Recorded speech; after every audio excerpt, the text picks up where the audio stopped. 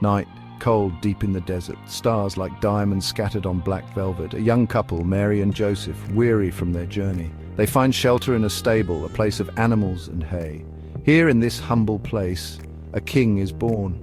Not in a palace, but a manger. No silk sheets, only rough straw. The Son of God, wrapped in simple cloth, cries out, announcing his arrival to the world.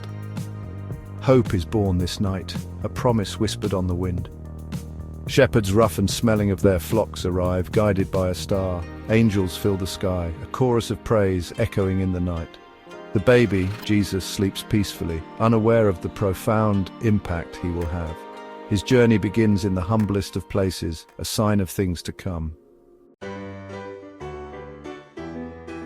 Years pass. The boy Jesus grows, strong and wise. He learns his earthly father's trade, the feel of wood beneath his calloused hands. But his true calling is far greater. He listens to the whispers of the wind, the teachings of the scriptures. He feels the pain of the world, the suffering of its people. His heart aches with compassion, and so he begins to preach, walking from village to village, barefoot on the dusty roads. His words carry the weight of truth, the promise of salvation. People gather, drawn to his light, his message of love and forgiveness. Word spreads like wildfire across Judea. A miracle worker, they say, a healer. The blind see, the lame walk. The touch of his hand, rough from carpentry, now heals the sick, casts out demons. A woman with a withered hand reaches out, her face etched with years of pain. His touch, electric with divine power, flows through her. She gasps, tears streaming down her face as her fingers uncurl, restored.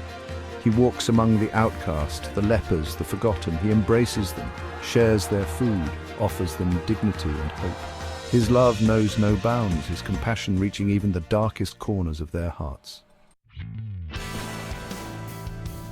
Crowds gather on hillsides by the Sea of Galilee. They come to hear him speak, his words like seeds sown in their hearts. He speaks of love, of forgiveness, of a kingdom not of this world, a sermon on the mount. Blessed are the meek, he says. Blessed are the peacemakers. His words challenge, comfort, inspire. He speaks of turning the other cheek, of loving your enemies. His message is radical, revolutionary. It threatens the established order, challenges the powerful, but for the common people it offers hope, a glimpse of a better world. His time is drawing near, he knows this. He gathers his disciples, his closest companions, for a final meal. The Passover, a time of remembrance, of liberation. He breaks bread, shares wine, his eyes filled with an unbearable sadness. One of you will betray me, he says, his voice heavy with sorrow. Judas, his face a mask of deceit, slips away into the night. The others, confused, afraid, can only watch in stunned silence. The shadow of betrayal hangs heavy in the air. Arrested in the Garden of Gethsemane, his prayers interrupted by the clatter of Roman armor, the glint of torches in the darkness. He is dragged before the Sanhedrin, accused of blasphemy. Pontius Pilate, the Roman governor, finds no fault in him, yet he washes his hands of the matter, bowing to the will of the crowd, condemned to death.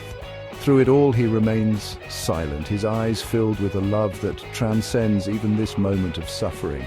His silence speaks volumes, a testament to his divine purpose.